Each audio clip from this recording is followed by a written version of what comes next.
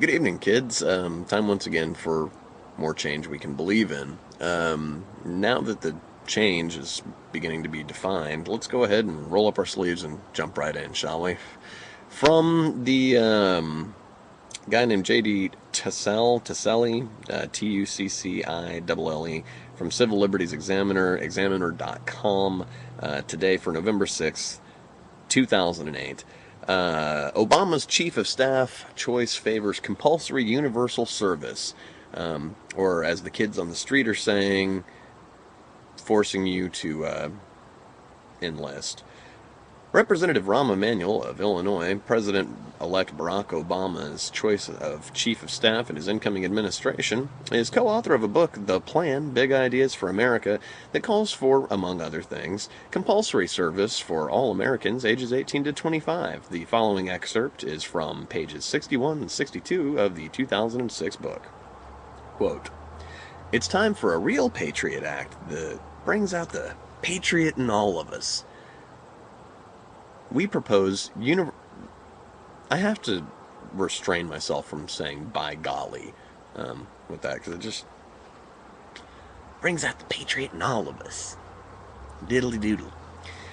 We propose universal civilian service for young American, every young American. Under this plan, all Americans between the ages of 18 and 25 will be asked to serve their country by going through 3 months of basic training, civil defense preparation, and community service.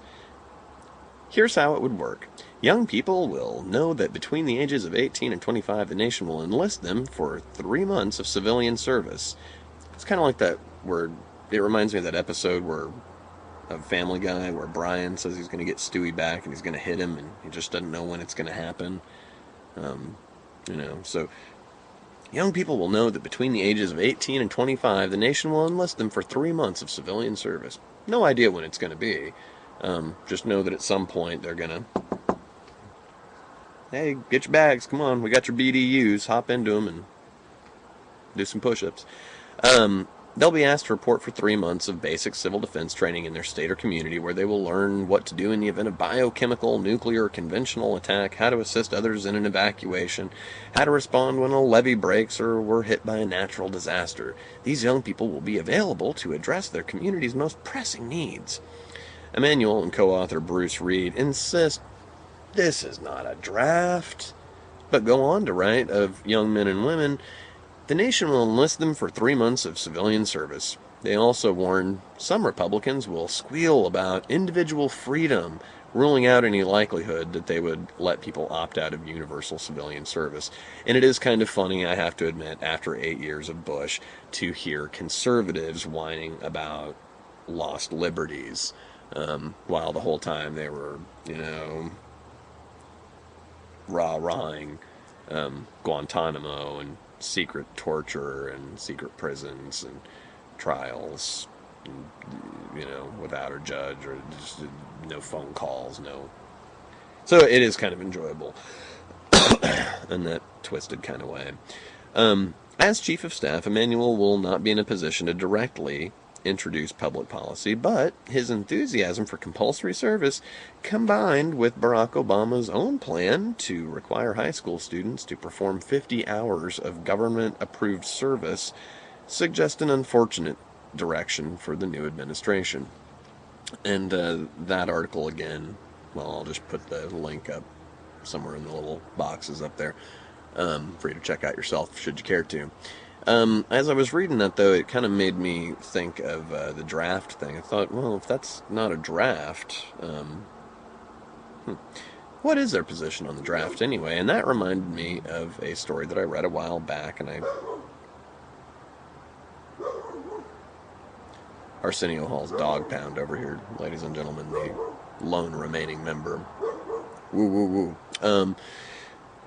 Reminded me that I had read an article about Obama and the draft and what he thought, and I Googled it up and I found it. And this is from the Pittsburgh Post-Gazette, October 13th, 2008. Jerome L. Sherman. Headline, Obama. Women should register for draft. Even as the U.S. confronts 2 long wars, neither Senator John McCain nor Senator Barack Obama believed the country should take the politically perilous step of reviving the military draft. But the two presidential candidates disagree on a key foundation of any future draft. Mr. Obama supports a requirement for both men and women to register with the Selective Service, while Mr. McCain doesn't think women should have to register. Also, Mr. Obama would consider officially opening combat positions to women. Mr. McCain would not. Women are already serving in combat in Iraq and Afghanistan, and the current policy should be updated to reflect realities on the ground, said Wendy Moroji, Mr. Obama's national security spokeswoman. Barack Obama would consult with the military commanders to review the constraints that remain. So, basically,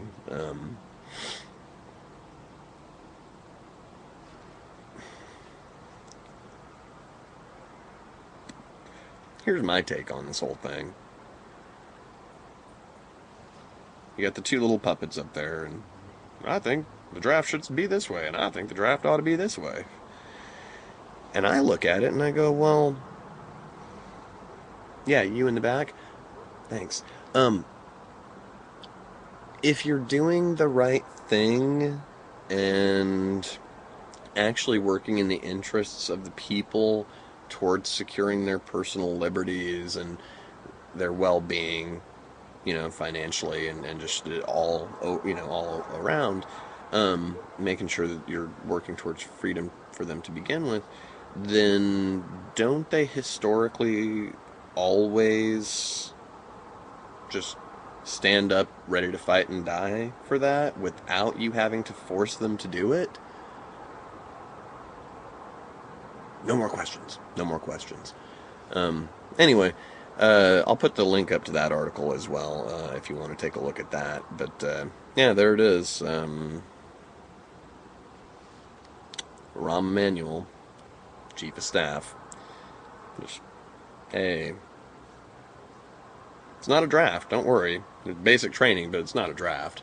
And then Obama's thing on the draft, just like, hey, come on, everybody, come on. It's going to be a good draft. It's going to be fun. Come on, ladies. Come on down. Anyway, that's it from me for right now, but I'm sure I'll be back with more as I